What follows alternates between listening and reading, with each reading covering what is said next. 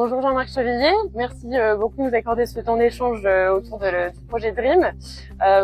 Vous êtes directeur de projet à la délégation numérique en santé et on s'était vu il y a un an ici au JFR. Donc première question justement, quelles sont les grandes avancées sur cette année?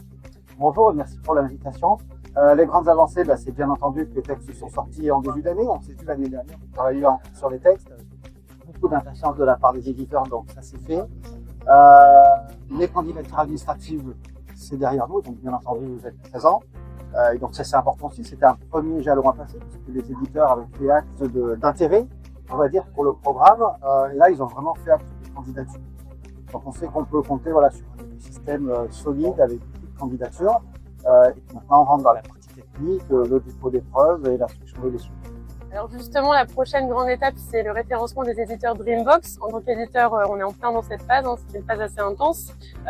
Est-ce que vous pouvez nous expliquer comment se déroule cette phase et pourquoi c'est une étape aussi cruciale avant le lancement des expérimentations? Tout à fait, alors c'est une étape cruciale pour vous, mais aussi pour les utilisateurs et pour l'exploitation. Parce que sur cette étape de référencement, ce qu'on fait au niveau de l'agence du numérique de santé et du CNDA aussi pour les JSPDLT, c'est de vérifier la conformité de vos logiciels à toutes les exigences. On parle bien entendu d'exigences métiers, de la capacité d'envoyer des calls, d'en récupérer, mais aussi d'exigences liées à la sécurité des environnements, à la vérification de la bonne réponse aux tests d'intrusion, à la bonne connexion au DLT, ce qui fait que ce parcours, il est intense, il est complètement d'accord, il est très riche, mais il est aussi essentiel à la fois pour garantir l'adéquation des logiciels en rapport avec les exigences métiers, mais aussi avec des exigences plus essentielles connexion au DLT. Comme vous le savez, Dedalus participe à la phase des préfigurateurs dans le cadre du projet régional des Hauts-de-France et avec un centre partenaire très engagé, le CLIMAL à Lille. Vous avez d'ailleurs réuni les acteurs lors d'un premier COPIL national la semaine dernière. Qu'est-ce que vous avez retiré de cette première rencontre et quels défis vous identifiez dans les mois à venir? Tout à fait, donc ces projets préfigurateurs sont essentiels pour nous pour voir les premiers usages. Je sais que ça va marcher techniquement, mais l'enjeu, c'est vraiment le service rendu. Et donc, on va rentrer dans une logique d'usage du projet. Aujourd'hui, on a une grande diversité, une grande richesse. On a pu constater ensemble lors de ce premier COPIL où chaque projet a pu présenter ses caractéristiques. Des petits projets, des gros projets, certains tournent justement vers les cliniciens, d'autres plus échangent avec les radiologues. On en a un en Martinique qui va aussi nous permettre d'aller jusqu'à entre la Martinique et la métropole.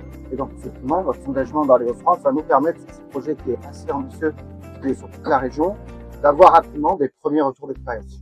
Sur le terrain, on sent une motivation de la part des établissements, des radiologues, des équipes informatiques. Tous commencent à se projeter en fait dans ce nouveau modèle d'échange et partage en imagerie. Comment est-ce que vous percevez aujourd'hui cette dynamique sur le terrain? Alors, il y a une vraie dynamique, mais ce qui est intéressant, on a vu pour cette hier aussi en session, il y a une vraie maturité. La semaine dernière, on commençait à sentir une dynamique, mais il y avait encore beaucoup d'explications à donner. Et là, on commence à sentir de la maturité. On a des questions assez précises sur les usages. Mais je dirais, au-delà de la radiologie, c'est aussi important pour nous, puisque finalement, c'est les cliniciens qui vont consulter dans certains cas. Je pense aux orthopédistes, qui participent régulièrement à la SOSPOT. Et on sent aussi que côté clinicien, ce qui va tirer les usages et donc les équipements, il y a aussi beaucoup d'attentes. Le programme DREAM pose les bases d'un partage d'imagerie beaucoup plus fluide et interopérable. Si on se projette un peu, quels sont selon vous les usages ou innovations qui pourraient émerger autour de la Dreambox dans les prochaines années? Alors, on pourrait en parler longtemps, mais on va sortir en fait deux axes. Le premier axe, c'est effectivement un axe métier où ce réseau va nous permettre d'aller aussi vers des projets comme le dépistage organisé du cancer du sein, la L2, pour avoir un outil efficace poussé à la dématérialisation. Ça, c'est un appui. Puis on va élargir un peu le sujet à l'Europe. On a aujourd'hui un règlement européen des données de santé qui va rentrer progressivement en application.